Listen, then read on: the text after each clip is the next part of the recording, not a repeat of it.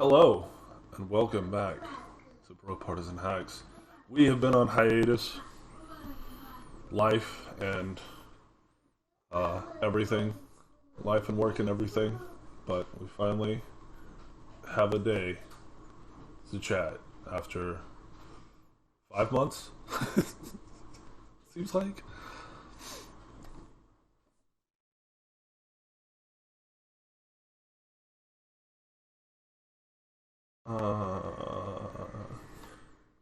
Hold on a second. Your audio input capture.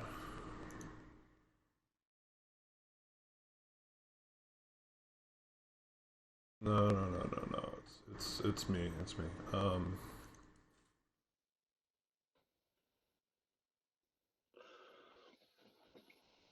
All right.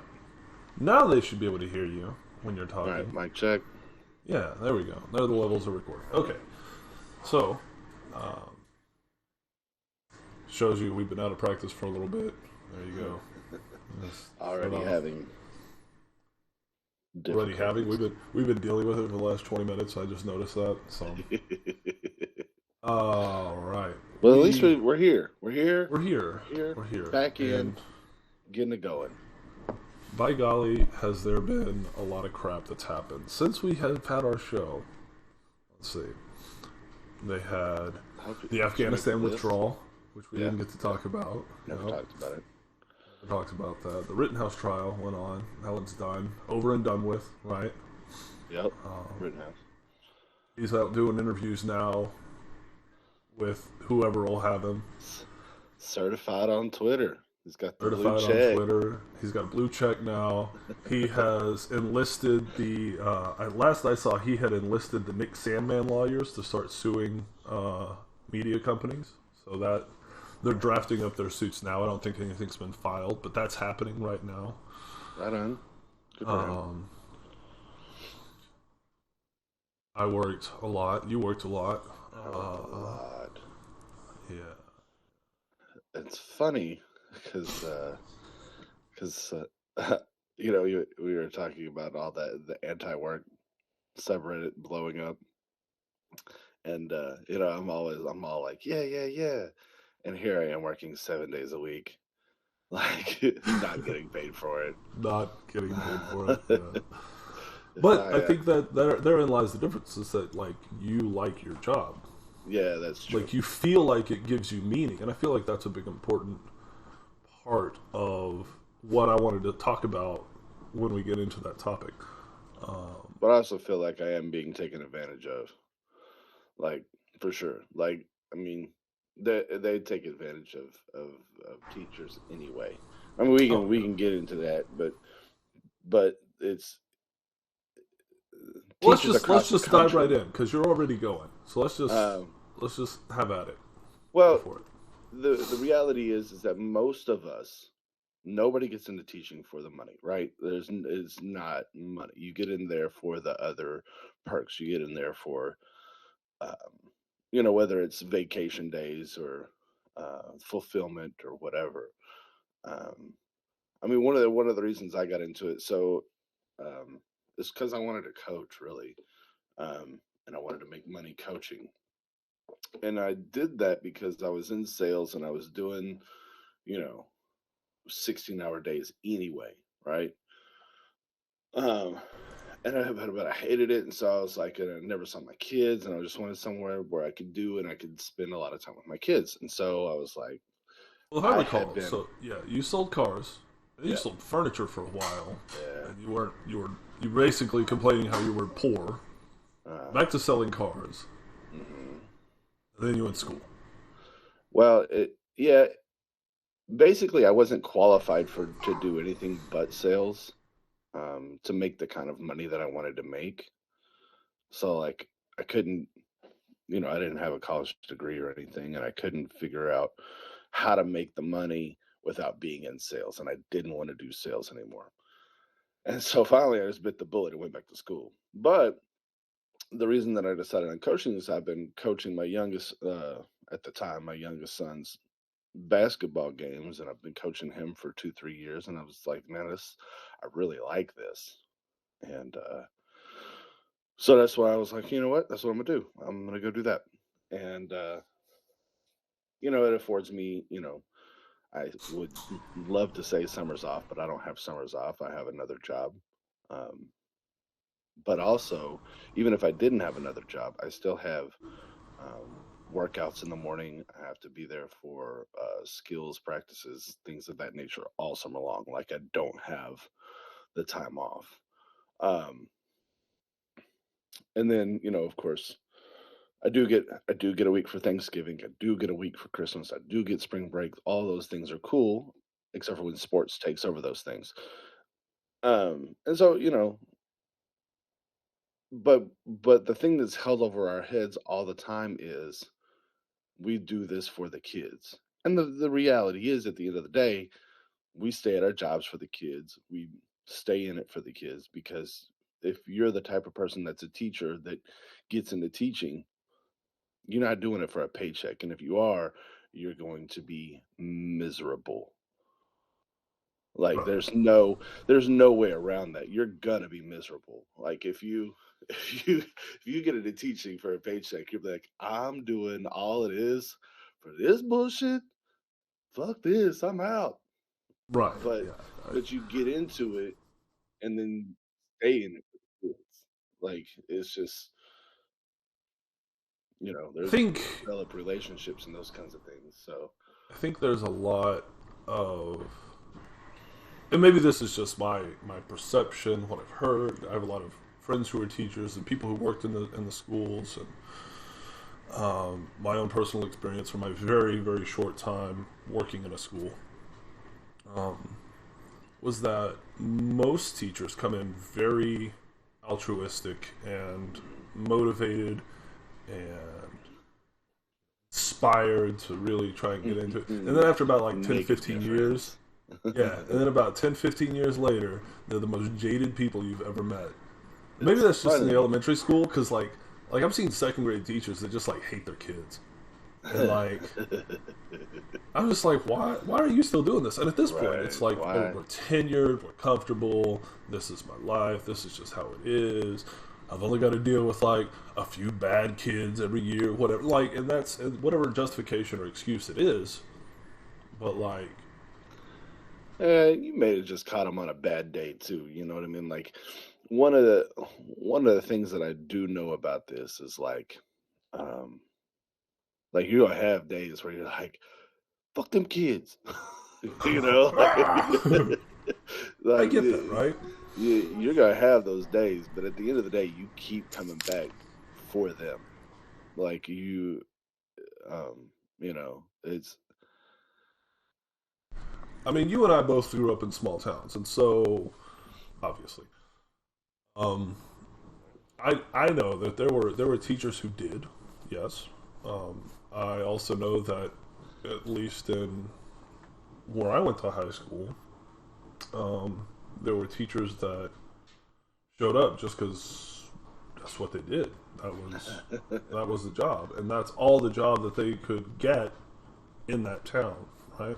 yeah. So I mean that does happen, but But in your small town, they're making 24K a year.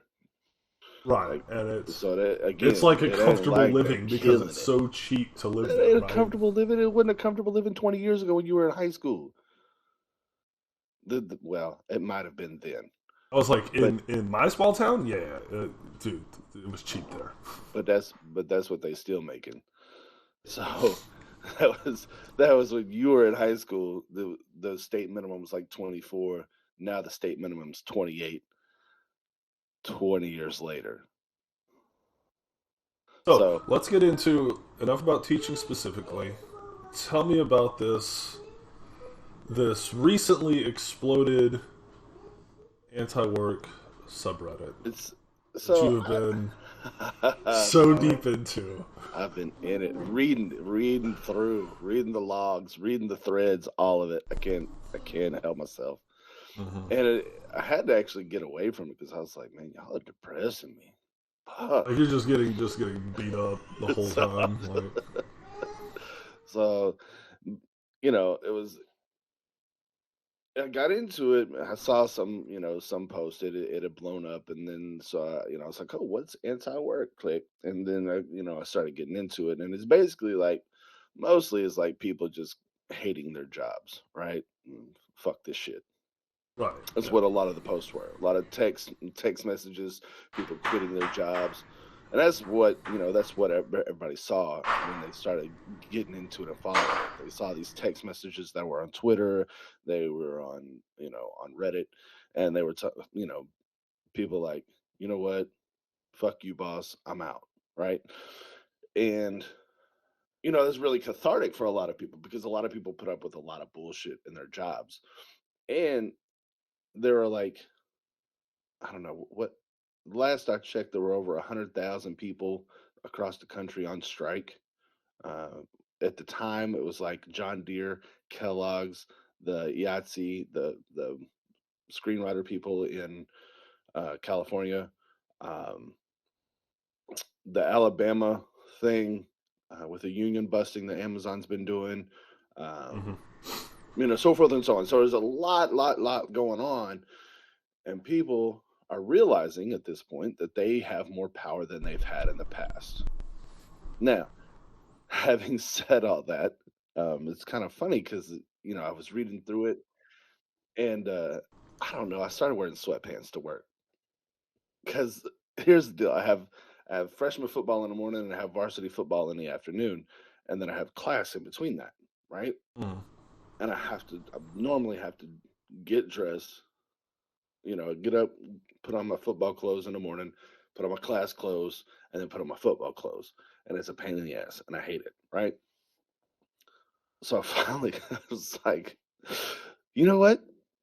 Screw you guys. And so I started wearing my sweatpants to class. And I was like, what are they going to do? Fire me? There's a teacher shortage.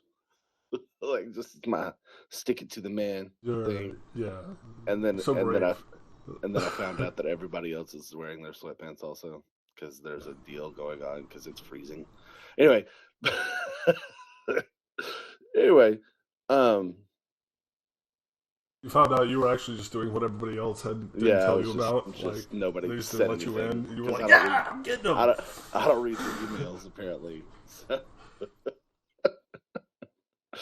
um, so anyway, but it was kind of just one of those things where I was like, really, there is a teacher shortage.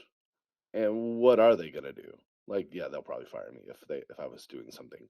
But really, the only way to get fired as a teacher anymore, seriously, is messing around with money, diddling kids. That's it.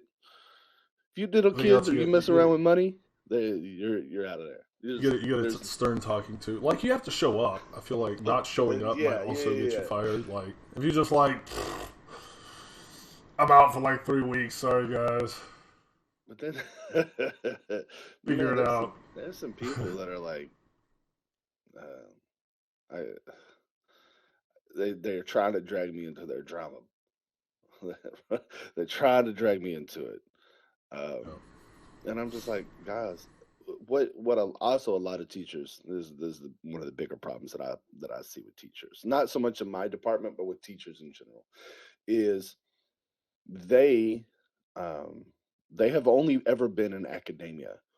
They've only ever been. They went from college straight into teaching. They've only ever been in academia, and so they really don't realize. I don't want to say how good they have it, but the schedule that we have is awesome. Now, again, everybody knows we don't get paid for enough for what we do, for what we deal with. Holy shit. Um, but I, I'm I'm like shit. I go home every day. I have every weekend off. When I'm not well, I say every weekend off. When I'm not in season, I have every weekend off. Or both for half the year. For half the year, I have every weekend off. From August to whenever we get booted from the playoffs. Yeah. I mean, that's kind of Speaking my of deal. which, Like, the team that kicked us out is playing for the state championship next week. it's if you're gonna lose to somebody, you might as well lose to the best, right? Dude, they're so good. They, Um, they man, they're good. Yeah, so y'all got killed. I mean, I feel like it's the same way. Okay, so let's take for example that text message I had sent you that somebody had posted from anti-work was sharing it, right? And I didn't read it on anti-work. I read it somewhere else. Of course. And so I was reading through the thread on that, and I can't remember exactly what it said, but it was a top post on anti-work, and it just No, it wasn't. it Wasn't even had top 10. maybe I don't know. It had like I'm a on bunch of every day. awards and whatever Yeah. else. So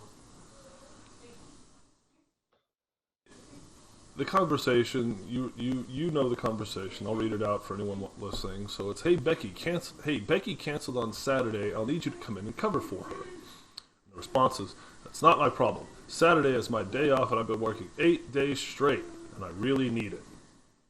I'm sorry, we're short staffed. I need you. I'm not coming in, so the manager says you'll have to. I'll see you on Saturday. And the response is, no, I'm not coming in and you can't make me. I just...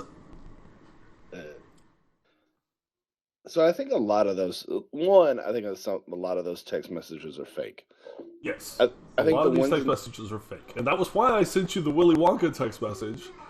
the ones in the beginning Afterwards. when it first started blowing up, I'm pretty sure those were real. But now it's like people just trying to get karma points for Right. whatever reason. My boss does not... Well, he will call me, and then he will text me if I don't answer. And then he will call me again. And then he will call me again. And then he will call me again. Especially, like, if I'm on call, you answer the phone. Yeah. But that's being on call. That's being on call, because I work in an industry where that is a thing, and that is important, and if we don't, then bad things can happen. Right. But if you're I'm not on call, yeah. I usually try to answer the phone, right? Because if I'm not on call, people know I'm not coming out. Like, it's not happening. If I am on call, I'll answer the phone no matter what, right? Yeah. Because a lot of times it's just it's a quick question. Hey, where's this procedure to do this job? What do we need to do? What do we need to replace? Hey, buddy. And it's a quick question, and I can just like answer it and go back to doing what I was doing. Hey, buddy. Hey, buddy. It's saddest news. Anyway, Timestamp. write Write it down. that down. All right, you ain't coming. All right, so anti-work. Right, so what was I talking about? You ain't coming in. Just schedules, right? So like, but at the same time, like, I don't get summers off. I don't get weekends off. Well, I get weekends off most of the time. Again, like, I'm on call between 6 and 8 times a year, depending on how much staff we have to help spread the call duty around. Right. And this year's been great because we got a guy who actually makes overtime, and he bought a boat, and he's paying for his daughter's college. So he is like soaking up all the overtime he can possibly get, and I love him so much. He's like, y'all need me to come in? Y'all need me to come out? Y'all need me to come out? I'll be there. Oh, working Thanksgiving? Absolutely. Triple time? Yes, thank you very much. Like, I will gladly come. And so like I'm on call over New Year's, and so like I have to be in the area, but I'm gonna call this guy. Like, hey, plant called me up. They need to change out this whatever it is. You want to go out there? Like, you sober? Can you go handle that for me? Because I don't make any overtime, right? But at the same time, you and I both are salary positions, right? It's different for us. We understand. I hope my face is frozen, so I hope you can hear me. I hear you. We're salaried positions. We know we're going to work more than probably what we're getting paid. It's just what it is. So one of the trade-offs you get to knowing what your check is every month, right? Or every week, or however often you get paid. Anyway, however, looking at that anti-work thing, I've noticed that my wife is being taken advantage of. Mm-hmm. Like, it's not something I ever would have thought about before, but now I see she is capped out. She's maxed out in her profession. She's a pharmacy tech for a certain grocery store chain, um, and she's maxed out. She can't get another pay increase. Um, but so she is really, really, really good at what she does. Um, and so she does the work of 2 or 3 people because she's been doing it for so long. She knows what she's doing. She is a overachiever just in general. That's just the type of person she is, right? I She's mean, just she an was overachiever. pregnant with twins and never sat down when we Yeah, went to your house. Like, what? that's Like, Nikki, hey, take a rest. She's like, no, I can't. I literally can't sit down. Like, I just have to keep that's moving who and she doing is, stuff. right? And I don't know how she's married to me because I'd be like, I need a break. I need a sit down. Yeah. So, but so they'll schedule her for Oh, just her during a busy time. You know what I mean? So right. it'll be a busy time and it'll be just her working, and so she gets really stressed out because she's the only person working. And I know they're doing it because they can, because it saves them money when it's just her. Or, and then there's just a lot of little instances like that where they take advantage of, one, how hard she works and the type of person that she is, because she's Let extremely me. loyal too. I And don't so, know if this is a. Well, please continue. Sorry. but and so she's also going to school. She's trying to get her license. Pharmacy license. No, it's No. not that. She is going for counseling. She's going to be a licensed counseling practitioner, LCP, That's right. You told me LPC. she wanted the same Um, hours you had. right. Right. So, but I don't think she still wants to do the school stuff. She just wants to do counseling, just that. And she's really into it. She's really good at it. But now she has 2 more semesters of unpaid internships. Yeah. Unpaid internships are definitely one of the things where. Yeah, And it's I great. did one. I did Yeah. one when I started. But it's like, it's such bullshit. It's. I mean, I saw something on there that was like. uh, Somebody was showing the application page where it was like, hey, we need you to do 6 hours of training a day for 4 to 6 weeks, unpaid, and then we'll let you like have this job. And I'm like, Yeah, man. you can't be hurting for people driving that kind of bargain.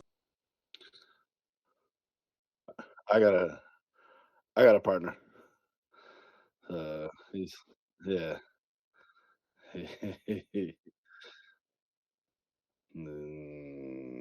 Okay, Let's see how and we're that goes. back. And we're back. Had a little break there. Yeah. Obviously to go refill my Batman mug here. Mm. So You anyway, like that, bro? yeah, Show this off real quick. Hold on. that It's is got the adorable. it's got the heat. It gets hot. The laughing gas covers the city. Ah, that's pimp. That's pimp. It's pretty cool. Anyway, so anti-work, taken So advantage of. The wife's being taken advantage of by the major chain. yeah, Has there's probably not any like all local pharmacies she could transfer her skills to. they wouldn't pay enough. That would be, well, I don't know. Like if she's doing the work of like 2 or 3 people, they've got a little bit more leeway to pay it. Maybe. I mean, they could, but they They don't have won't. the corporate Like, structure that's going to limit the I mean, paycheck of the. I know how. Can you hear me? Mhm. Yeah, it's just your You face there? that's frozen a little bit. Yep, I All hear right. you. So I know how like every conservative loves small businesses, but they're probably the biggest um, breakers of labor laws, um, because they can and there's no HR to tell them not to, and they they want I think a lot of small business people want their employees to care about their business as much as they do, but they don't pay their employee to care as much as they do. And I've worked for small businesses, several, and yeah, they're just as bad as a corporate job. Like if you don't own the business, if you have no, I guess, skin in the game, it doesn't. I mean, why should it care to you? Why should it matter to you? It's just another job, and they're paying you minimum wage. Minimum wage equals minimum work.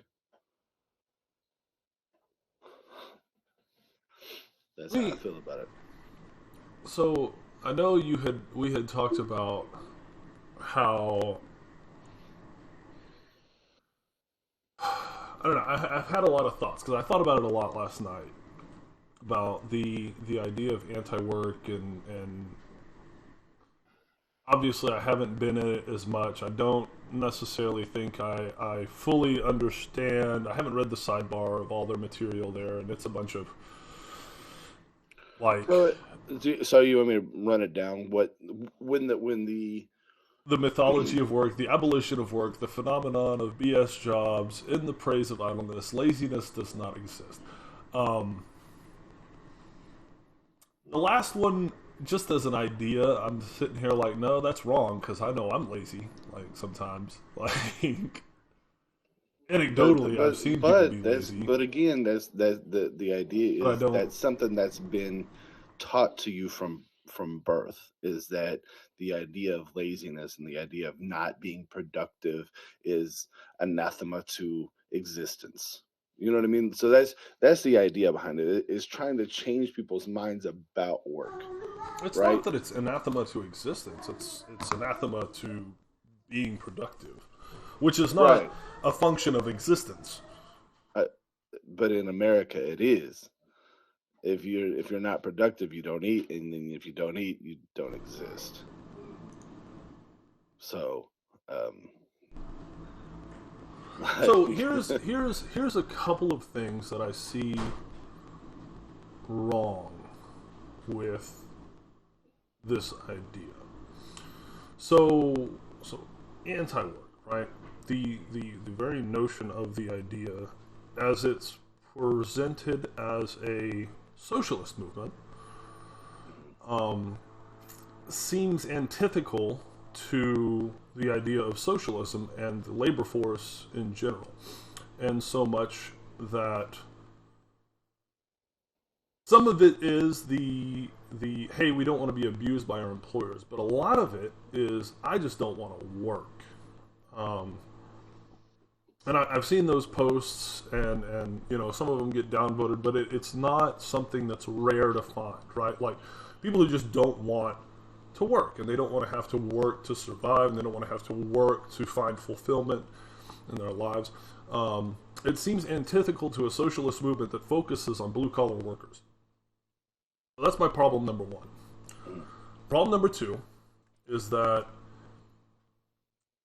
most of the people here, again, I can't say all, right, but a lot of people here have the mindset of importing workers, of protecting workers around the world, right? And it was in that thing I sent you where they said economic nationalism is bad. We don't accept that on this board. At the same time, they're saying, hey, we want higher wages. They're saying, hey, we need open borders and no limits on immigration so that people who will work for less can come in and do these jobs and take the abuse and do these things. That's not what it says. That's not what they've said. That's not what they've said, but that's the reality of the situation as I see it, right? That's inaccurate. And so it just doesn't seem to make sense that they're giving away their leverage. That's not what they say.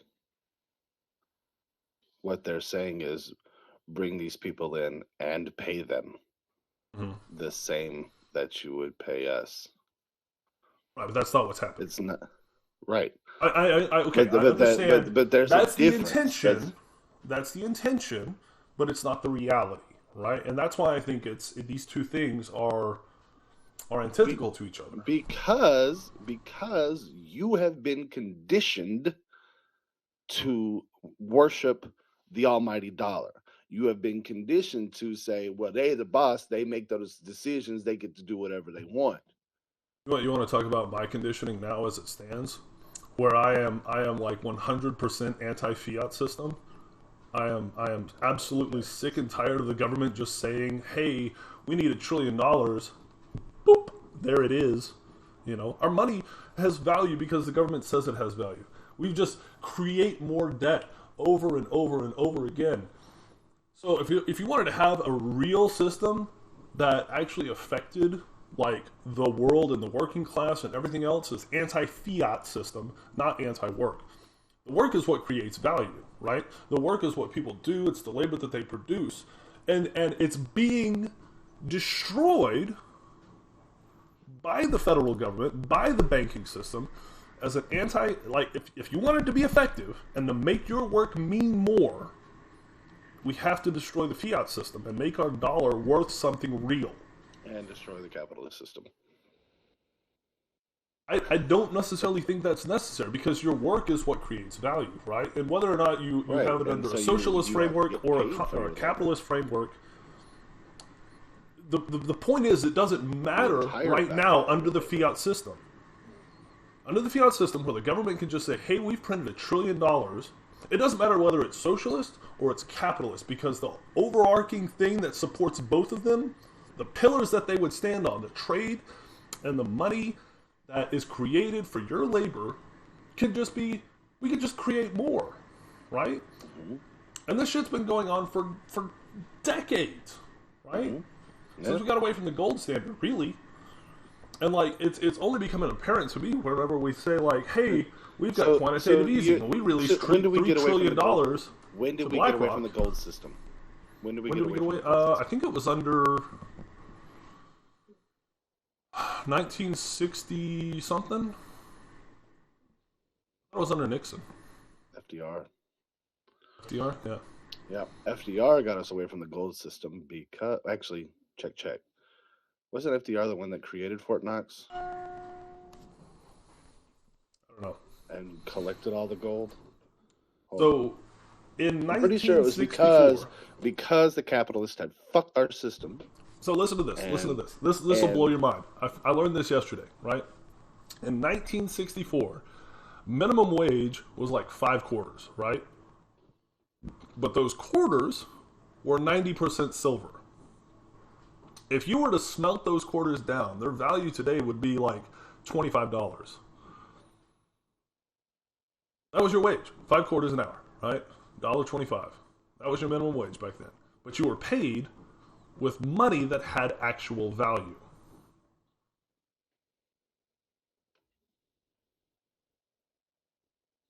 Oh, you're right. It's 1974. But they created, I think, the gold standard in the 30s with FDR. Or no, I'm sorry, in the 1600s. No, yeah, it was like the gold standard was 16 something, because that was the dollar bond. That was what that meant.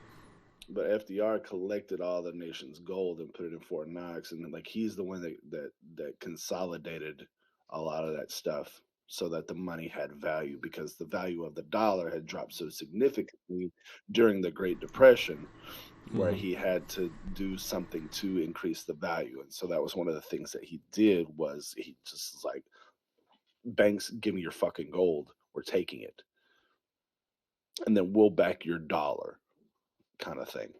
Mm-hmm. So it's kind of interesting, like, but if you want to give power back to the workers under any system, you have to secure the value of the dollar. Sorry. I lost you. No, yeah, you're. I still hear you.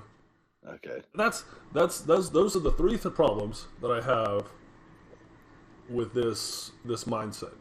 So and again, I said it yesterday, by cutting out any conservatives, because you So say here's the this is thing. strictly no. Let me finish. Because Okay, this go is ahead. strictly socialist. This is strictly left wing, and you're cutting out 50% of your workforce at least. You've also No. lost power. So here's the thing, and so I think you misunderstood what I was going with. One, so you take your conservatives and you're cutting out your movement, whatever. What I was saying was the idea behind anti-work is socialism, and the idea is that again they want their work to be meaningful. Again, they don't want to have to work to exist, right? They don't want it to be if I don't work, if I don't have a job, I'm probably gonna die, because that's the system that we live in, right? I mean, if you don't have a job, if you don't work, if you just don't do it, right? Then yeah, you're pretty much dead. And so they want their work to be meaningful to them, and they want to do work because they want to, which Not is to sound whatever, callous, whatever. not to sound callous, but I got to ask this question: if that was the case, would we have a homeless problem in America, or would they all And starve this to death? that's no that's the whole point, is like we have enough. There is enough in Mm, America to feed everyone. There are enough houses to house everyone. mm. We have enough right now. Scarcity is what drives profit, it's what drives the market. But they create, excuse me, they create scarcity falsely Mm. in order to keep prices correct, in order to drive profit. So there's There was enough a food there everywhere. was a There's enough program houses everywhere. there was a program in LA to house the homeless, and like 80% of them would not live in the houses. Yeah, that's Like bullshit. they couldn't So just give them the houses. They So wouldn't they live there. did actually, and they did, and they housed all of those. There was veterans, and they housed the veterans, and all of those veterans are doing 1,000 times better than they were while they were living on the streets. And I It can pull wasn't up just the veterans. articles. It wasn't just veterans. In LA, That was the the successful project ones. that they were doing was for veterans. That was a project. It was one. There have been several. And for the general homeless population that was non-veterans, it was not successful. But they didn't. But So the reason that the veteran ones was successful is because one, there were no strings attached. It mm, was come live here. Then inside of this complex that they had counseling services set up. They have job services set up. They had heat, water, all that stuff. There were no strings attached to this housing unit, and that's why it was successful. Because every time, with a lot, especially with a lot of these, um, I've been reading up on this. There's, a lot of the shelters, the homeless shelters, and things like that. There's a lot of bad shit that goes on in there. And on top of that, like they shut it down at like 7 o'clock. So if you work a night shift or you have a job and still are homeless, which those people exist, right? Um, and you don't get off before 7, or you don't get off in time, you don't have somewhere to sleep that night, right? So that's one of the strings that are attached. And then your ass is out at 8 o'clock in the morning. So if you like, or 7 o'clock in the morning, whenever they turn you out, you have to be gone. mm. Um, and so, man, it's a pretty it's a pretty nasty deal all around. Um, but I get where if you've been used to being an adult and being free to go roam around, I guess, and then somebody's gonna try to put you in this box and make you do these things. Yeah, fuck you, dude. I'm not doing that shit. Yeah. Right? I'll figure it out. So again, that's why the veteran thing was a good deal, and why it works is because again there were no strings attached. There was nothing that was required of anyone, and then they had services available, um, and so it's been a pretty good success. Um, where was I going with that? On top of that, so So no strings attached, homeless people. But my point is, that's the idea behind anti-work. Now, Mm. where does the movement go right now? The movement is to take power away from the bosses, to take power away from the corporations, right? To give power to the worker in order for us to get paid. Now, right now in America, sentiment for unions is through the roof. I don't know if you've been paying attention to this. Sentiment for these, for the strikes, Mm. like is they're raising money like crazy for these strike funds. I've actually donated myself. I donated to the John Deere Strike Fund. Fuck those guys. Um, and I'm boycotting Kellogg's because fuck those guys too. Um, but the approval rating for the John Deere strike, the unionization of Starbucks in Buffalo, New York, all those things is in the 80% across America. Yeah, it's crazy, right? Why did unions go down in the first place? So basically, with the NAFTA or whatever, one of the trade agreements that we made, when businesses started being like, "Oh, you want a union? Fuck you, we're leaving," right? And that's kind of what happened. That's kind of why unions went down, because basically the jobs just left. They were the companies were like, "Well, I can go down here and I don't have to pay y'all. I'm leaving," and that's what they did. And so union membership went down, and thus we're in the issue that we're in now, Mm. because there's no power, there's no collective bargaining, there's no way for us to have any control over how we get paid, what we get paid, benefits that we have, et cetera, et cetera, et cetera, because we don't have enough money without collective bargaining. It's just what it is. And if it's just you and the boss in there and you're not allowed to talk about your wage with anybody else and yada, yada, yada, um, like there's no power there. And so at this Mm. point, the movement is take the power back, wrest the power from these corporations so that we can get paid a living wage, or a Mm. thriving wage rather. So let me ask, if take you at your word on all that, because I don't know, right? Like I'm sure I have seen a lot of stuff on the strikes. I've seen a lot of stuff. I know it was like 800 workers at a GE factory walked out due to the vax mandates, right? And so like,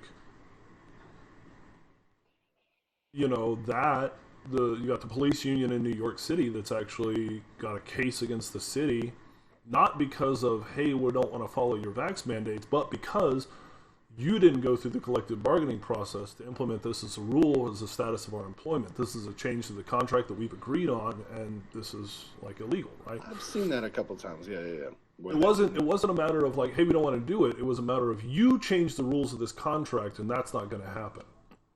Yeah. Um, That's fair. Right, and so like, you know, it's no longer about the vaccine. It's no longer about any of this. This is about our powers as an organization to collectively bargain with you on the changes in the whatever policies, and the word I'm looking for is escaping me right now, but the requisites of our employment, right? Like, I get that, and I think is it's like it's those things that you don't see on the anti-work. And so like it's the same thing of a large group of people trying to take control and power of their own, in this case, their health as they see it, and it's not being included. And I think that's a mistake from the organization as it is, right? From this movement, if you will. So I hear you, but a lot of the things about the anti-vaxxers, it's nobody has framed it in the way of the union, and so I think a lot of it's just like, well, they're making me get vaxxed, so I'm quitting my job. It's not the same. It's not. I mean, some of It's that not, is the case, because right? Some of that, I'm sure some the people feel anti-work that way. movement is about.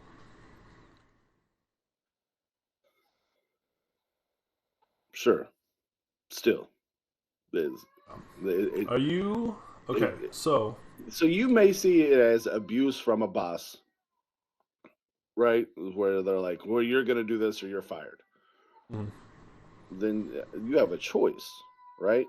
I mean, you've got a choice. It's not like we're going to pay you shit wages, and if you don't like it, get the fuck out. So I don't know. They've kind of they downvote those things into oblivion. It doesn't meet the collective hive mind, even though it could be framed in such a way to support them and to get more people to their cause. Which is ultimately why, I mean, like I said, those three things I mentioned, that it, you know, that a lot of the things that go on that board, like you said, are fake. Yeah. The fake text messages, like what boss texts their employees? I'm sorry, like as an approved means of communication, is it like I don't know, like so.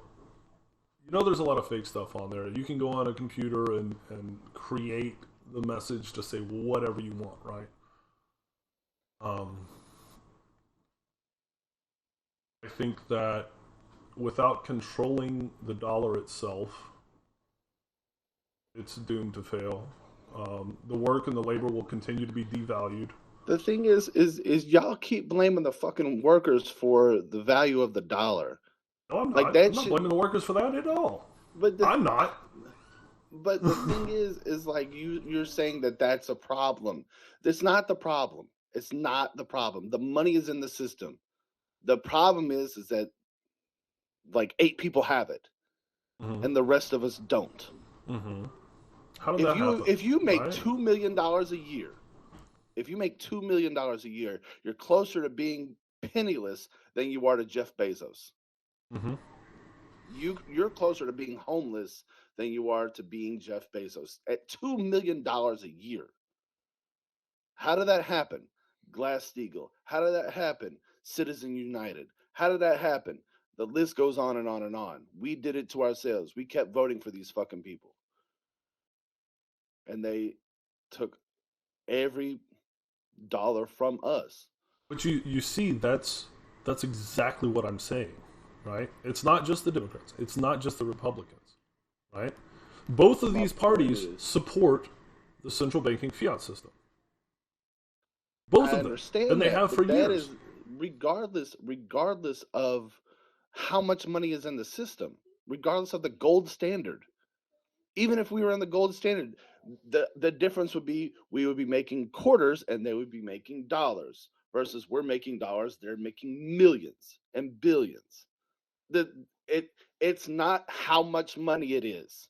It's the gap between. Mm-hmm. I think I've talked about it before, but the only thing that has ever closed the gap, well, there's a few things that have ever closed the gap Unions. that has been created. Right? Do you remember what they were? Unions. Plague, Unions became prevalent famine, when they taxed the war. fuck out of big businesses and rich people. That's what closed Plague, the gap. famine, and war. And what happened? The answers to those things were Well, we tax went to them. war, Or productivity increased, the so money got taken and super taxed from the rich to pay for the war, right? If you look at like and 1938 government America, programs, right? you had a And huge government gap, programs. not as big as it is today, and of course, it closed down. Why? Lots of people went off to go die. They taxed the They rich. taxed the ever-loving bejesus highest out of them. the top marginal tax rate was in the 90 percentage.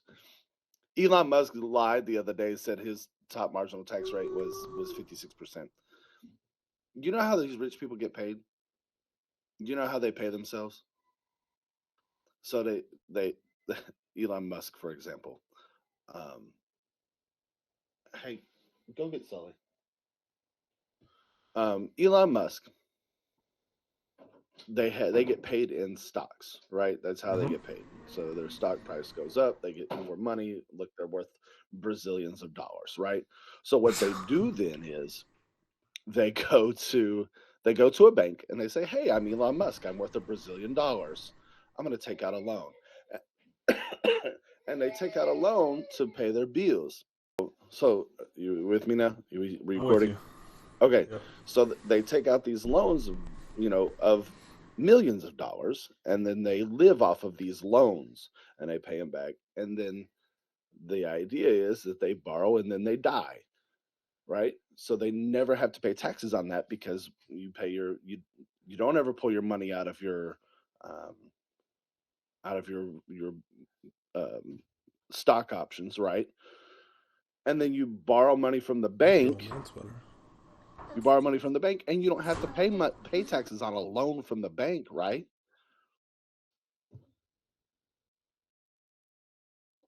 And then when they die, Brilliant. right? So it's just another loophole for them to keep making their money and not be taxed on it. So, I mean, it's still a loan, right? They can't default on it. Right. So yeah, they can't So, I mean, default. what are they just paying minimum payments or whatever? Like, it doesn't matter. And then they wait till they die, and then so when they die, the estate can pull the money out, pay off those loans, right? And then they don't pay money because estate taxes are like 13% or whatever. I mean, that just seems like good business to me. It's fucking cheating. It is cheating, and but that again, that's another thing that has increased the wealth gap. So you're It's saying just that another thing. It's another way for them to fuck a over banking the system rest of is us. set up to favor the rich. Yeah, everything is set up to favor the rich, which is why we should eat them. Which is why we should what? Eat them. I feel like that wouldn't taste very good. The whole idea of cannibalism just... I think you're going to turn a lot of people off on that. Between regular people and the ultra wealthy is bigger than it was at the start of the French Revolution. And you know what they did to them?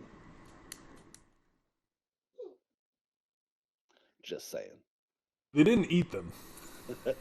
No, they just beheaded them all. They didn't eat them. Yeah, they didn't eat them. Interesting. So I don't know. Like I said, I feel like. So here's where I'm at, and I'm going to close with this on anti-work, and then we can move on to something else. But I don't think that anything you've said has, like, okay, so let me back that up.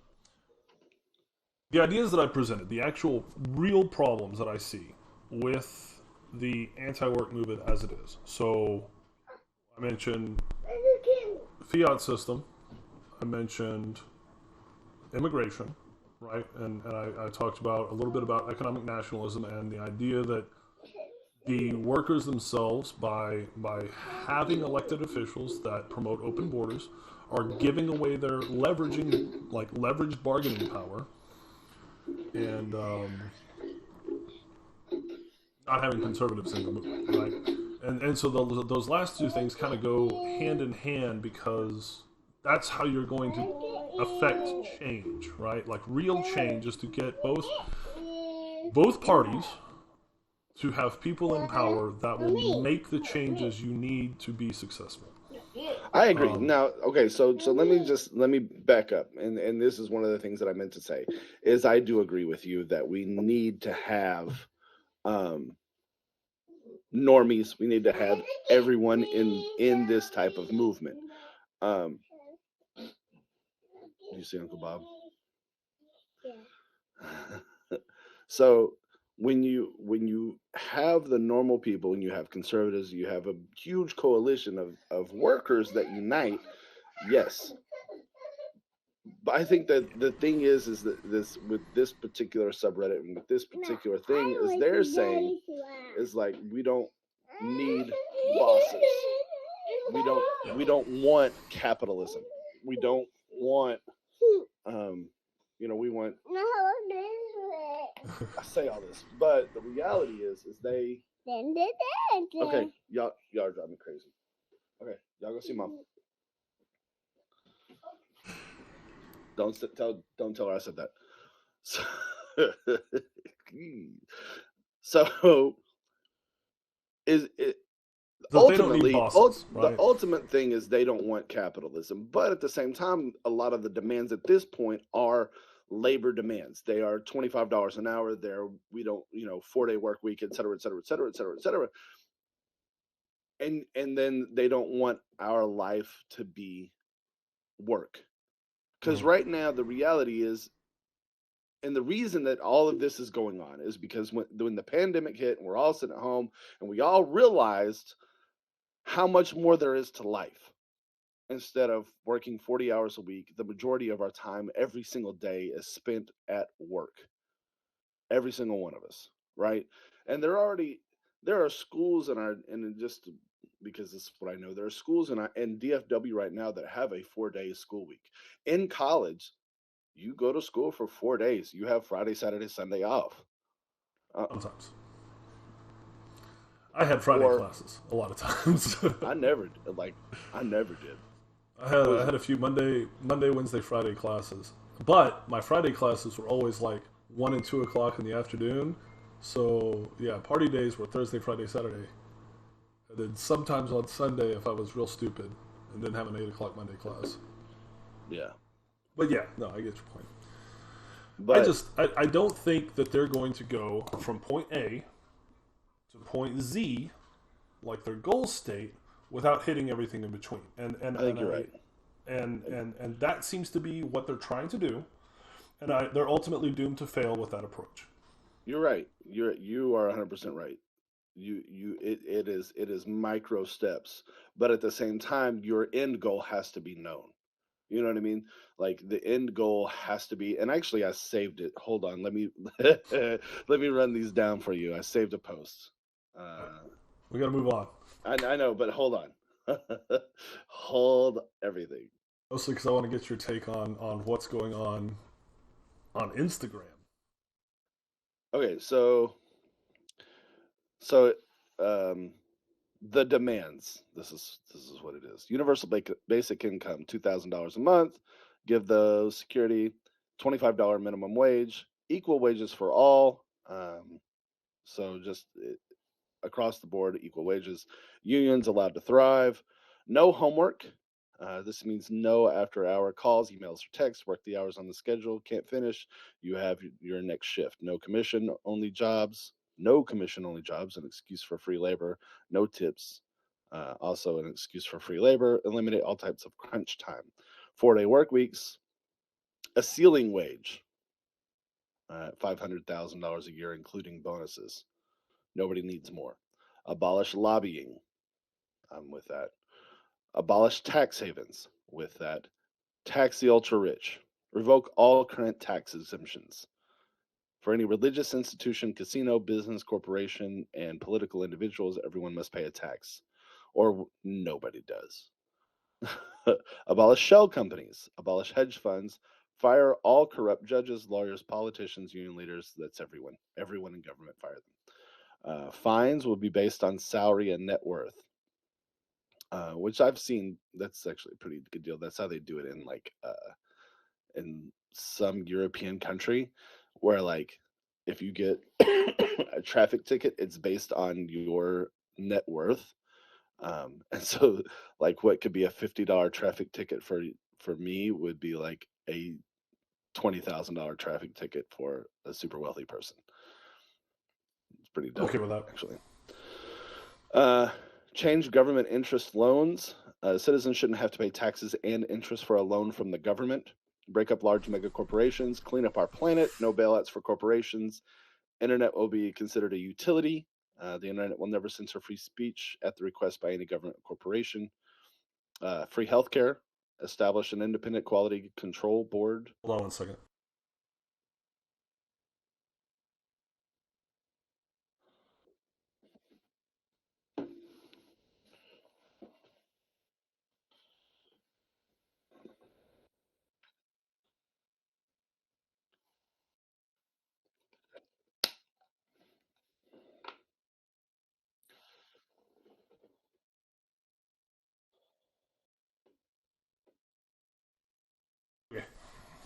So this is a really long list. I'm trying to burn through it as fast as I can, but I'm almost done. So establish an independent quality control board to examine and test all the products that are being sold. This will give consumers confidence in what they're purchasing. If it's broken, sold to break, misadvertised, or heavily damaging to the planet, hurting citizens, will not be purchasable. Jail the rich if committing illegal acts. CEOs, celebrities, politicians, judges, those with power, no bail bonds made available. They must serve all the time, no fines. I like that one, actually. I'm a fan of that. There will be no fines for wealthy people. You have to go to jail. Decrease the absolute massive amounts of military spending. Invest in safe, low income housing. Everyone deserves a home. Invest in infrastructure and a variety of public transportation options. Invest in better education. Decrease tuitions and student loans. Politicians with ties to a business is considered biased and not for the people. They have to resign. And abolish the duopoly. Is that in reference to the Democrats and Republicans? What are they referring to? To the duopoly? The Democrats and Republicans. Like Amazon and Google? Or the single party system that we have here. The uniparty system we have, yeah. Anyway, there are some of those I agree with. There are some of those that are silly. But there you have it. We can move on. That's as generous as I could say. There's some of those aren't bad. Some of those are. But in that list, there's nothing about ending capitalism, which I thought was interesting. When they keep saying we're a left socialist, blah blah blah. And that was mostly just from reading the comments and people talking about like a planned economy, which has never worked. Like, no, you have to. It has to be a market economy. You have to have a market economy, or people will starve. Like one of the things that I've been listening to a lot of debates since we haven't been doing our show. And so a lot of people have talked about market failure and what do you do when you have market failure? Define that. When nobody's buying the product that you're producing. So that's a market failure. So what happened in Russia is you have people that are making a product, right? Well, not everybody always wants that product, but you have to pay those people. That's the whole point is they worked, they did a job, they get money. And so at some point, people stopped buying X product. And so you had a market failure and those people still needed their money. What's your plan for that? And the Soviet Union did not, in fact, have a plan for that because there was no market, right? They were trying to do a planned economy and it just doesn't work. So the point is that you have to have, it's impossible to do a planned economy without a plan for market failures. You know what I mean? And the only way to plan for a market failure is to have markets and global markets, really. So that's why I think market socialism is the way to go. All right, let's move on. Beat this horse. All right. I'll show you this. You ready? Yeah. Boom. Instagram is currently doing a mass restricting spree on users who have Black Lives Matter resource links and tags in their bios. I am furious. This is disgustingly racist. I need answers. It's not any of the things they're claiming it falls under. Please retreat to spread awareness. Is there any more information on that, or? So they're showing the tags that they have. Links to be removed. blacklivesmatter.tarrd.co. Mm-hmm. This is the problem link right here. Okay. We remove links with spam, support, or praise of terrorism, organized crime, or hate groups, solicitation of sexual services, sale of firearms and drugs. Instagram, my account got restricted because I had BLM hashtags in my bio. As soon as I removed them, magically my account is no longer violating community guidelines. So they're saying that BLM is a terrorist group? Is that what that is? It seems that way. That is what Instagram, owned by Facebook, owned by Meta, Now Meta, whatever their stupid tag is now. Yeah. Sorry. I'm very inclusive of you. I know. It's horrible. uh, is now saying fighting groups that supporting violence acts amid protests, defined as non-state actors that repeatedly coordinate, engage in, promote in, and admit to or engage in acts of street violence against civilians or law enforcement, arson, looting, or other property destruction of property. I think this is kind of what got them. Yeah, there you go. Right here. GOS. So happens every time. Now they're upset. See, this is the thing that a lot of lefties don't understand. Is any time that you start restricting, it comes back on you tenfold, and especially on the left. And it's amusing because this is the post from the Donald, and they're just saying, it's weird because the useful idiots aren't here anymore. Like, what is coming next when they're getting rid of their useful idiots is the question. And how bad is this crackdown about to be? Yeah, that's interesting. Across the board. That's very interesting. Or but the thing is like Black Lives Matter doesn't like promote looting. They promote protesting, or they're supposed to. Riots and looting are things that happen amidst the protest. It's just one of the natures of protests. Again, there were riots. It's just what happens. There were riots when Martin Luther King got killed. There were riots for fucking like 6 months of riots until the Civil Rights Act was passed. I think it was like 3 months, but still, they carried on riots across the nation. But nobody wants to talk about that because, that's not proper or whatever. Yeah. There have been a lot of riots in our lifetime. Like I think I sent you, if you commodified everything, looting is the only thing that matters to anyone. I mean, apparently, you can kill somebody over somebody else's property. No big deal. Like, that was a property. I was protecting somebody's property. Is that the reference to the Rittenhouse trial? Yeah. Yeah, you didn't watch any of it, did you? I don't care. That's not what happened.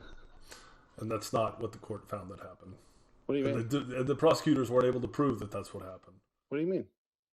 He went there to protect that he killed someone property. To protect someone's property? No, he went there. Killed someone to defend himself. Did he or did he not go there to protect someone's property? Was that the initial idea? Yes or no? Yes. Okay.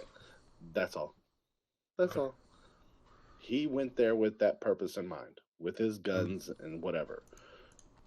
Yes, bad shit happened. He turned around and fired on somebody. Sure. But you went there. Okay. Did you see what the fuck you think was going to happen? That's all I have to say. Of course you saw it. What the fuck do you think is going to happen? It's just like when you go to war and people are shooting guns at you and bad things happen. What the fuck did you think was going to happen? Was the Waukesha driver? Yeah, it's awful. It's awful they died. I'm so sorry. What did you think was going to happen? Is that a rational response? What do you mean rational? That's just how I feel about all of it. Yeah. You went somewhere with your gun, with fully loaded magazine, ready to shoot it. Mm-hmm. That was for protection or what the fuck ever. You went. Just like if you go to war and invade another country and they shoot back because maybe they don't like it, and then you're upset at them because you invaded their country, what the fuck did you think was going to happen? They shoot back. Mm-hmm. You went in with a purpose. You went with a purpose. There's no getting around that. So people don't have the right to defend their own property. It wasn't his own property. Oh, I It mean, was someone else. he was brought in and requested by the owner of that They property. paid him for it. Like it's like people hiring security or whatever. They paid him for it. No, Then why didn't he stay his ass there at the property?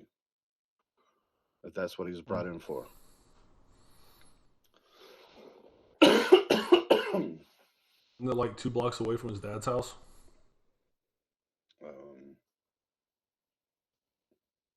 Why did he stay his ass at his dad's house? I'm trying to burn it down, I guess. So if you were there to protect the thing, maybe stay your ass at the thing you were trying to protect. Fire spread. You blow up a gas station. That's really bad. Yeah. Did they blow up a gas station? Tried to set fire to it. Gas pumps. Yeah. Yeah. That happened.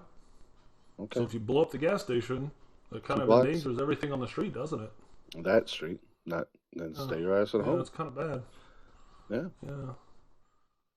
Stay I mean, your you're ass at there, home. so it's kind of late to leave at that point, right? Why were you there?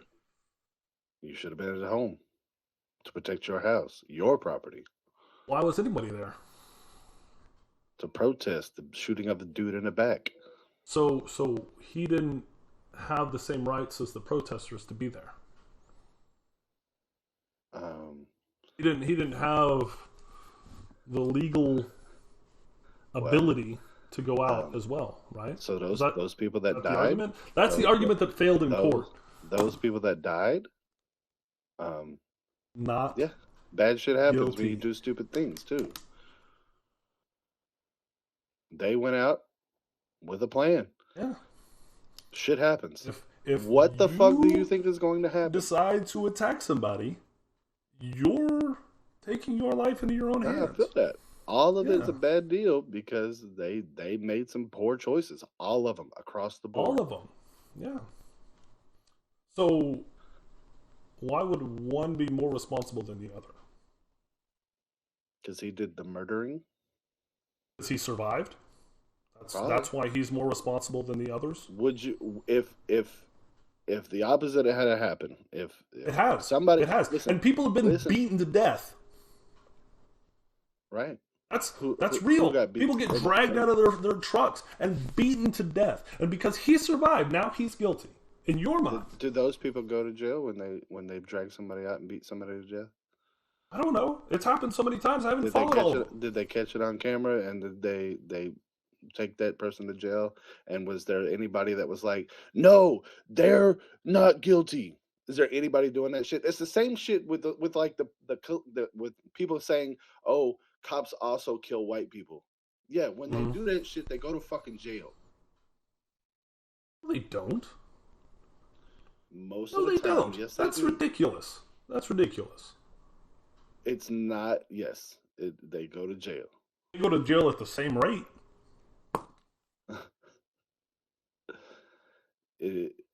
Out of here with that. But my point is that nobody is saying those people shouldn't go to jail. That's the difference. The difference is nobody's defending them like y'all defended Rittenhouse. It's two different things. If the guy had gotten pulled out of the out of his Mack truck, and he was being attacked, and he pulled out a gun and started shooting people, everyone would have defended him too. I didn't hear you. I said when the guy in his pickup, and not his pickup, he was driving a semi truck, was dragged out of his truck and beaten to death on the side of the road. If he had pulled out a gun and started shooting people, I guarantee you he would have had the same defense that Rittenhouse did. I guarantee it. But he didn't. He died. And so yeah, when he was attacked and dragged out of his truck and beaten to death, people were like, "Hey, that's really bad. We should probably arrest that guy, those people who killed that man." Mm-hmm. And everybody agreed, right? Because they're two completely different scenarios. And everybody agreed, right? Yeah. Nobody said no, we shouldn't. I mean, I'm sure there were some. Mm-hmm. They weren't going on TV, though. Maybe that's the difference, right? Is that's why he's guilty, because the TV talked about it? Give me a break. That's not what I said, but all right. And you're throwing CNN talking points to me. You didn't watch the trial. I'm just saying. Regardless, have I said anything about guilt at all? Have I said anything about guilt? Not once. No, All you I did not said use that was, word. all I said was, what did you think was going to happen? You went with a purpose. I do think you said murder, Yeah, which so implies I think anytime you guilt. fucking kill another person, that's murder, regardless of whether you're guilty or not.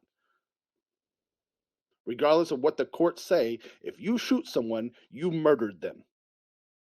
Period. All right, I live with that. So, anyway, let's talk about something else because I don't really care about Cal Rittenhouse. I really don't. That's why I You didn't watch the had trial on because I don't give a fuck. right. You wanted to talk about social emotional learning. We've got about 30 minutes left. Yes. Is that enough time to kind of Um. scratch the surface a So little bit? I guess I just want to know what the issue is, like why it's on the list of things to be banned from school. Mhm. I really don't understand what we don't like about it, or what is the myth behind why you don't like it. Mhm. I didn't even know what it was, so I did some reading. I'm just being real, right? And the first thing I saw was that article with the headline I'd sent you. Um, I have it pulled up on my phone still. No, I did not. Um, I did find that Bill de Blasio proposed a rule to take control of the community education councils, which is like the elected parents that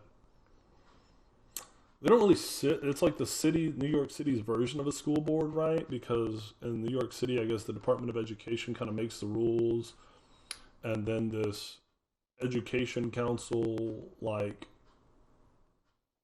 governs the school itself, right?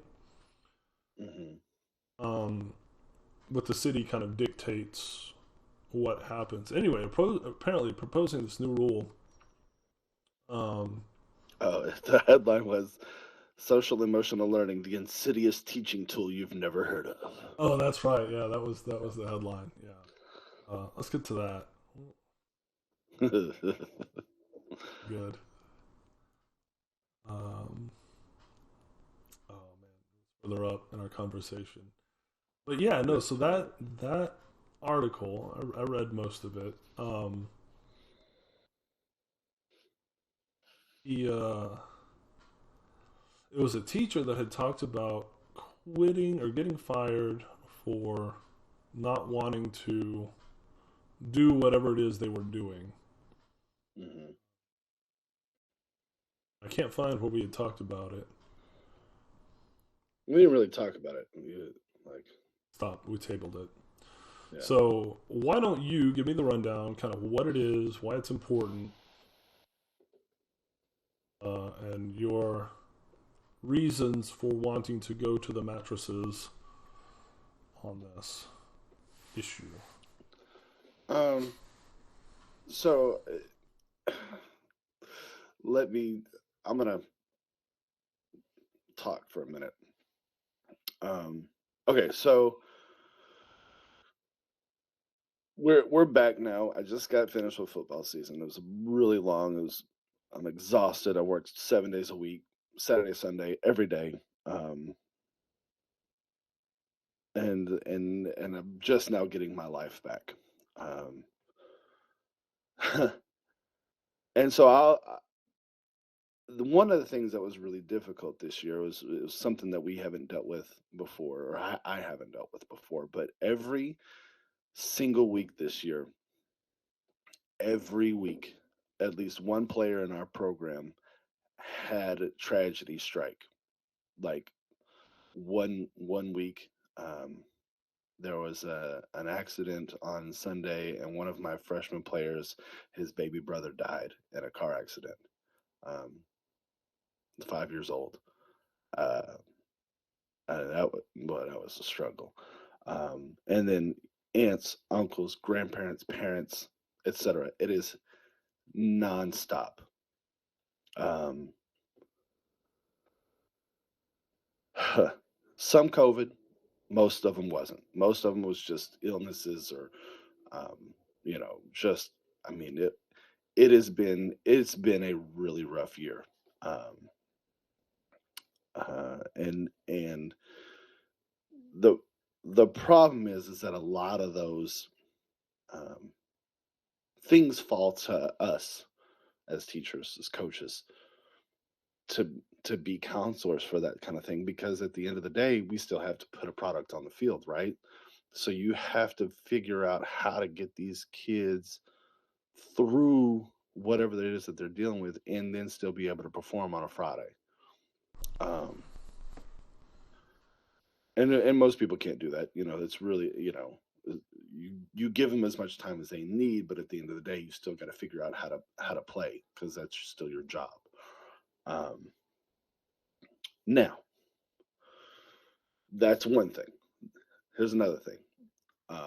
This year was really difficult in that this is the softest group of kids that I've ever coached in my entire life. Soft.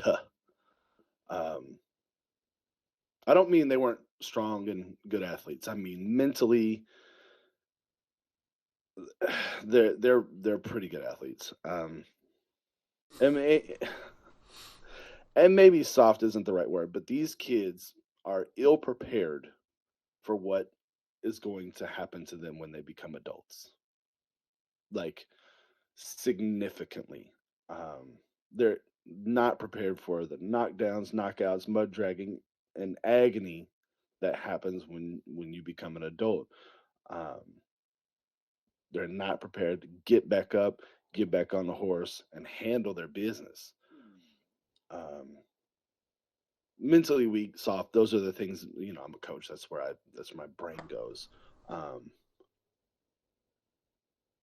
but the issue is, it's not their fault. They are not prepared because life hasn't prepared them yet, or life is over preparing them. Um, they've had a lot of horrible, horrifying shit happen in their lives, um, that you or I, if we had to cope with some of the stuff that these kids deal with, um, but I don't know that we can handle it. A lot of my kids are food insecure. A lot of my kids have a close relative, immediate family member in jail. Um, some of my kids don't have running water. Some of the kids don't always have their electricity on. Um, some of the kids don't have their own bed to sleep in. Um, and so these are the things that actually happen in their life. And then another thing is the blame game and lack of accountability. Um, and it happens early in life. Um, Pointing fingers, they have this palms up. We call it palms up attitude, where they just throw their hands up because they don't, boo, whatever. Um, and that's taught to them. It's taught to them from their little league coaches. It's taught to them from their parents when they blame the refs and yell at the refs the entire game. That doesn't help our team. You know, um, it's parents blame the coaches, parents blame the referees, parents blame everybody else instead of their kid. And it happens over and over and over, right? It's just something that you have um, to deal with. then you have to teach how to be better about that kind of stuff. Like, as soon as you figure out in your program that you're never going to get a call, no call is going to go your way, just plan on no call ever going your way, you're going to be better off. Just plan on you're never going to get the call. And then let me tell you a little bit about coaching in a poor neighborhood or in a poor area, where it's mostly majority free and free lunches. Okay, you're gonna have to pick up kids every day for school. You're gonna have to drop them off. You're gonna have to buy food for a kid. There are kids that you'll have to buy food for the other kids in their house, because a lot of times that kid is the caregiver for his or her, younger siblings. The kids are going to break your heart, and you still have to love them unconditionally, even when they shit on you. You have to, if you're a coach, you're going to have to check their grades because most of the time you're the only one doing it. That's just the way it is. You have to make sure they go to tutoring. You have to stand on top of them, that kind of stuff. And sometimes, on your only break during the day, you're going to have to go sit in their class and make sure they're acting right, make sure they're doing their work. That's just some of the things that you have to do. You have to be in their lives. You have to notice when they're not acting the same.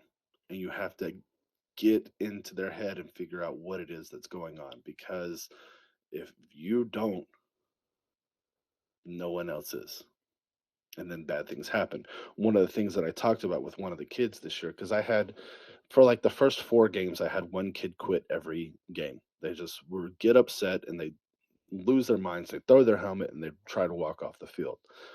And I spent almost the entire year, instead of yelling corrections and things that we had to fix, being like, it's okay. We're okay that we just fumbled. It's fine. We're gonna be fine. Please don't lose your fucking minds, right? Please, just calm down. There's 3 more quarters left to play. It's fine. We're going to be fine, because I'm telling you, these kids don't know how to handle these problems. They don't. And I don't know real problems either. That's the thing. And I don't know. That. And right. So I don't know if I'm using this term correctly, but they fight paper tigers. They don't know what the real enemy is, and so everything is a fight. Well, I mean, you see that behavior with like toddlers too. I know, like, no, you can't take your toy to the bathtub because if it gets wet, you'll ruin it. But like, absolutely loses his mind. But for him in the moment, that's the most important thing. That's the frame of reference. That is, this is a giant deal, and it's like, no, you can have it after the bath time, but we want it right now. And so like that mentality is present at a very young age. And what I'm at saying what is, point are we supposed to learn that that's... So basically what I'm saying is, it sounds like you have well, I don't think so. I think it should be learned earlier than that, but like before school, of like, hey, these things are supposed to happen, and it's okay to be upset, but life goes on. Like you have to... I understand what you're saying. Yes, I agree with that. But there are too many of our kids in my class. There are too many that don't have those coping mechanisms, that haven't been taught how to handle adversity. They just haven't, because their reactions show.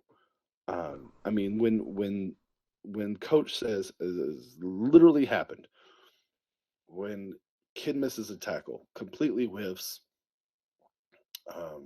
and it was like, come on. And coach pulls him, so the coach pulls him off the field, literally walking off the field, taking off his helmet, throwing it on the ground, taking off his shoulder pads, throwing them on the ground. this has actually happened.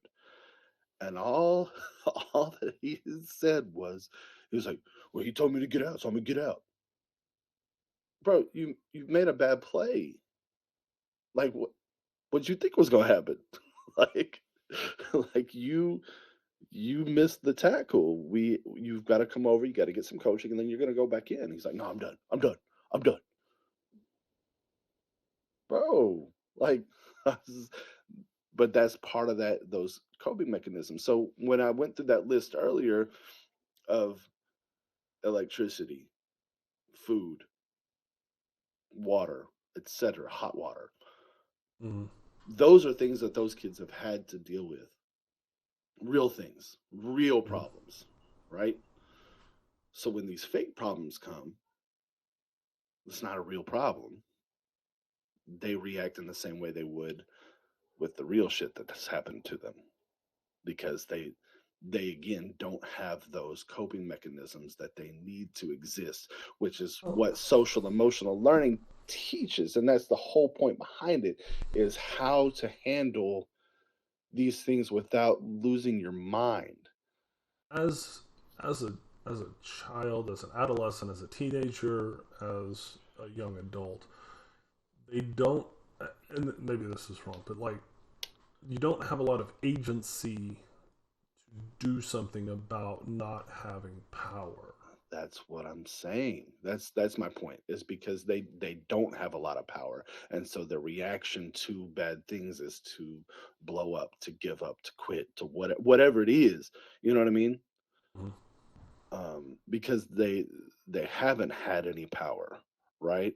And so that's why I use the term paper tigers, is because they're when somebody comes at them, when they, as they say, sideways or whatever, or their fight or flight response is always fight, and it's to an enemy that's not there, that's not a real enemy.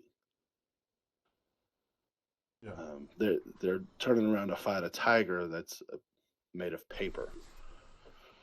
And again, I'm probably using that term wrong, but there's a movie about it. It came out a long time ago, probably 2000. Not the Paper Tigers on Netflix, that was about the old kung fu guys. This one is about this guy For who introduced social emotional learning in his school that was like the bad school. And it was like he introduced meditation and all these types of things to help his kids graduate essentially, and learn how to cope with some of the things that happen in life. And I'm telling you, these kids need it. And a lot of it, Rob, I think is it has to do with raising themselves. You know, a lot of kids, the TV raises them. Both parents are working all the time. You know, they don't have a whole lot of interaction with their parents. Their parents are both working. They're obvious or non-existent. You know, if you're in a single parent household, the mom or dad has to work, right? Like, so you sometimes two don't, or three jobs. Yeah. right? And so it all ties in to me, back to the anti-work stuff, which has to do with the wealth gap, and how hard it is to raise your kids. And that's why people are like, holy shit, my kids are assholes. They don't, my kids, they're off the handle. Yeah. This is what teachers deal with every day. This is my fault, right? And so now they want to be home more. Now they're like, I've got to fix some shit at my house. You know what I'm saying? Like, and I think, but it stems from everything, right? So it stems not only from raising your kids, it goes to raising your kids. It goes to having a life outside of work that you can exist in, and not being exhausted when you hit the house, not just wanting to collapse when you walk in the door. You know, but I don't know. That's just my 2 cents. So the kids aren't getting that social emotional learning at home because there's nobody there to do it. Yeah. I know that like so back up, right? It's you're obviously see the value in this program, and like just from this conversation, I'm like, yeah, absolutely, we need to be able to teach kids a little bit of resiliency and instructive coping mechanisms, if you will.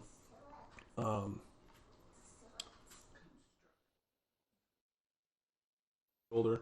Um, what I've seen, and again, this is through 10 minutes of research and reading online and that specific article, which was honestly hilarious to read. Um, there was nothing specific from the teacher's interview that I saw again in that article that said why like she disagreed with it as it is, right? Because again, a lot of what was put into it was well, there have been a lot of things, and again, it basically there were no specific arguments against it that made any sense other than just being contrarian that I saw. They use the term Trojan horse. It's a Trojan horse for stuff we don't want in our schools, yada yada yada. As a roundabout way to insert, the CRT that's the big in the news lately, into the schools by bypassing. We're changing the language here. This is all this is, and so they've kind of lumped it into that. Yeah. Even though, like, at its core and as its central guiding goals to teach, self-awareness, self-management, social awareness, relationship skills, and responsible decision making. Like, those are all good things for people to like grasp, and I don't have any problem with any of that, right? Yeah. At all. Like, honestly, this is like it's like a nouveau civics class. Really, is kind of what I see here, because it's how do you navigate in this world, and yeah, it's got a little bit of stuff in there as far as like emotional well-being and everything, but like a civics class was all about like social responsibility and your skills and decision making and those things, and so like that's all this is, with a little bit of feelings tacked onto it. Like, that's what I see, right? And like, I don't have a problem with any of that, right? Like,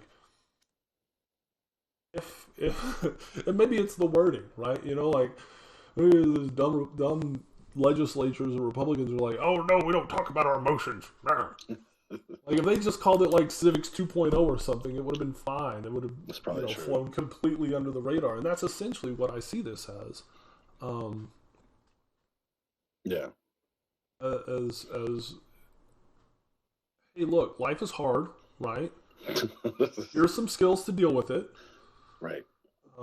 You're no longer in the womb where you're completely covered and protected and all your needs are met. You have to like go out and do things now, and you have to interact with people, and sometimes those interactions are less than pleasant. Right.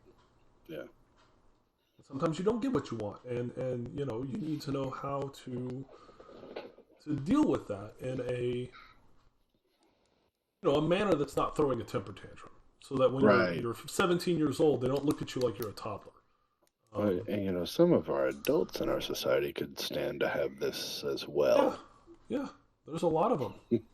They should really implement this in like college classes and like GED courses. Like, there would be a lot of benefit in that. Like, how do you deal with something when you don't get your way? And like we always have those as interview questions. It's like, what happens when like a team member didn't, do his job appropriately or something like that? Like, how did you respond? Like, those are always interview questions.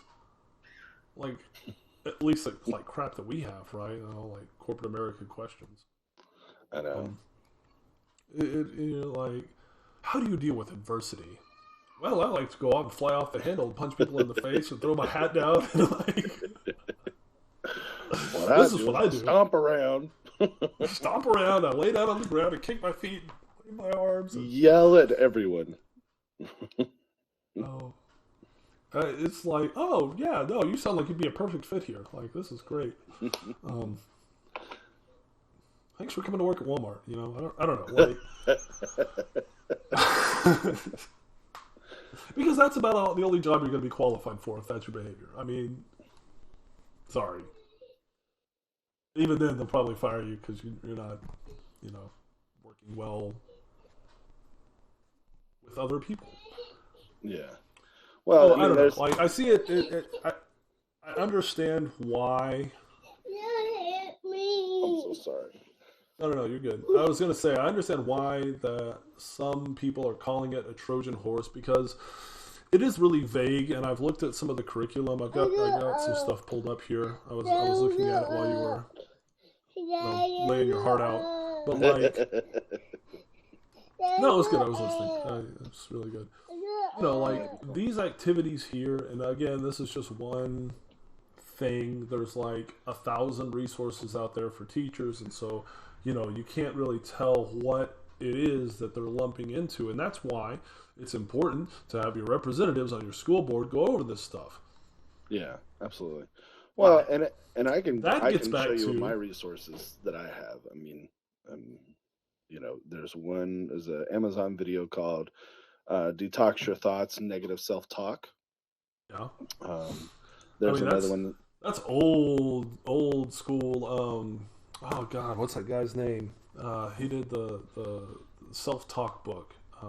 Lou something. I can't remember his name. But yes, no. Self-talk is like that idea's been around for a while. There's one called Understanding Trauma. And then there's Paper Tigers. This is the other one. It's really good. If you get a chance to, it's about a principal who went to a big school, and I think it's on Amazon Prime. That's where it was when I first watched it. I'll check it out. It's called Paper Tigers. It's really, really good. Like even if you watch the first 30 minutes of it, don't finish it. It's really good watch. And then Chatter Voice Head Matters Harness.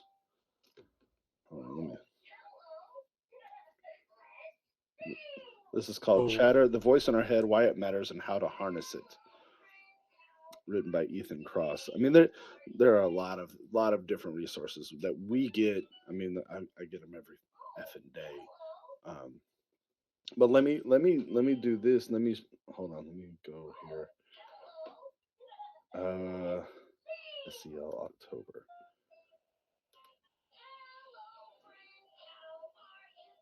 So, hey, healing strategies. Quick, hold on. Power of awe. Your song in the background. Oh, it's really loud. No, but it might get us copywritten.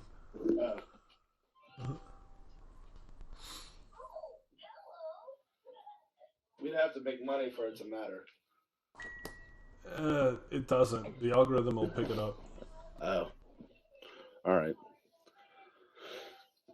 Oh, whatever. If it comes out, we're at an hour and 49 minutes already. It's 10 o'clock.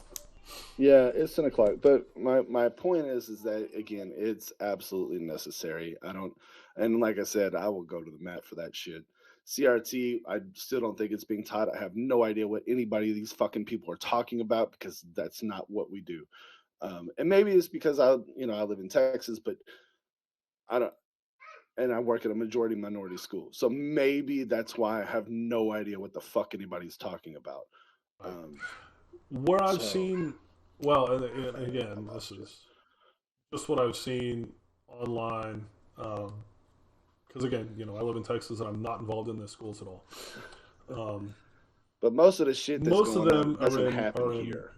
California, New York, Pennsylvania,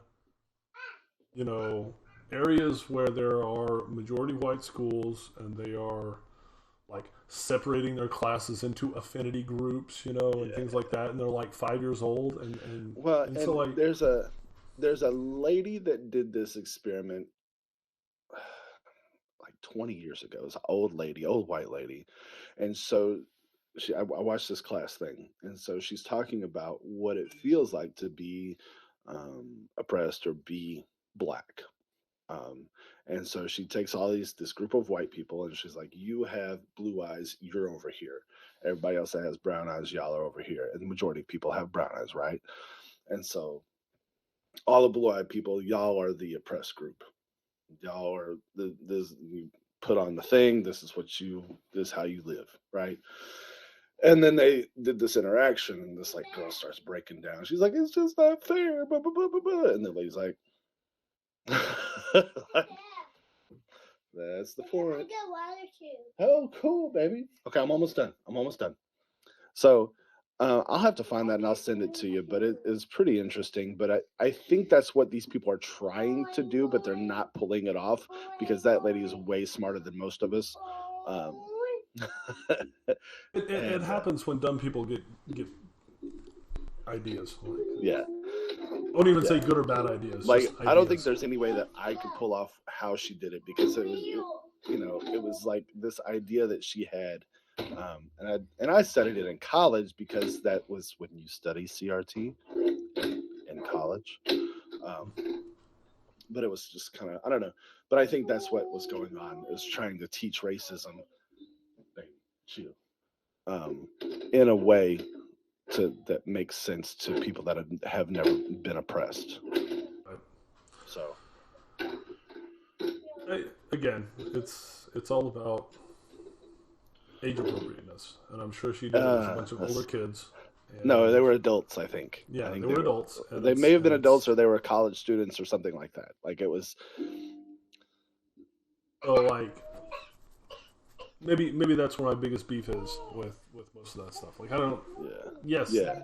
We should learn it. We should learn about it at an appropriate age where you can handle it emotionally, which is maybe why this social emotional coping learning skills thing is important. 8-year-olds should not be subjected to maybe some of the things they are. Yeah, I agree. That's my whole thing. What I was going to say about how this ties into the New York deal is that because they flipped several seats on those local, school boards, the city has proposed a rule to basically take complete control over the elected positions. Oh, really? They're bureaucrats and have the power to remove them basically for anything that they feel is detrimental to their plan. But New York's been like, but New York is so weird with their school board anyway. Well, that's what I'm saying is they have like the New York Department of Education, and they run everything. Like that one. And then lady they have their ran community it for a education minute. councils. Well, and that's why like those charter schools are so prevalent in New York and why they're doing so well versus the public schools in New York. I don't know, man. It's a weird deal. Oh, and to me, it's like that is a way to maintain power for the city to push whatever weird agenda they have that takes power away from the elected, school board members who are supposed to be responsible for curriculum in the classroom and approving. Now, don't the school boards vote on textbooks and everything else or adoption? Not really. They may have some say, but I checked that. They have say over the purse. So if you want to, in Texas, or if you want to buy a new textbook, they do have say over that. But like we have committees and things that go and present to the school board. This is what we want to buy. Yada yada yada. We need this. This is a new curriculum, et cetera, et cetera. But then at the same time, like the state says this is what has to be taught. Teach this. Now, I can go online and find a new curriculum that teaches those things, right? If I want to, and I can buy it, which I've done before for health because our textbook was 20 freaking years old. So I bought a new I bought a new curriculum that still stayed in line with what the state wanted, but it was it was up to date. Yeah. Did you have to go and present to the board or whatever? Get somebody else to go present to the board? I just told my I sent the curriculum over to the district curriculum coordinator for my subject, and then they said they approved it, or they Go get it. But, yeah. But we have curriculum coordinators that handle that stuff, I guess, through the board or whatever. But again, the board has control over the purse. So they're the ones that decide what we spend money on. And we're getting an indoor facility. Let's go. Nice. All right. Well, we are past our time. We got to go. Man, it's been fun. We have to do this more. Hey, we got to figure out what we're going to do next football season. When you come through, do you want to do a live show-ish? We will see how the children are doing. But yes, we should see about doing that. Indeed. We're going to have to sit real close so we can share the microphone. Well, just I can bring my table mic. Yeah. Just bring your mic. We'll do that. This one's a little bit more omnidirectional, where we can both kind of sit at the table and talk at it. Yeah, and we can shut this door that has been opened 18 times. All right, man. Well, all right, buddy. BroPartisan's out. Thank you for watching this episode of BroPartisan Hacks with Reese and Rob. We really, really appreciate you watching, tuning in. If you like this video, please hit the like button. Please subscribe to us. We're putting out content as often as we can. Share it with your friends. Get it out there. Get our names out there. Also, hit that bell, tap that bell right there so that you can get updated when we put out a new video. Rob and I are trying to pump these videos out as often as we can. However, we both have day jobs, we have families, so our schedules have to line up so that we can make a new video. Speaking of our day jobs, our opinions and views expressed are our own and in no way represent those of our respective employers. Thank you. Thanks again for watching.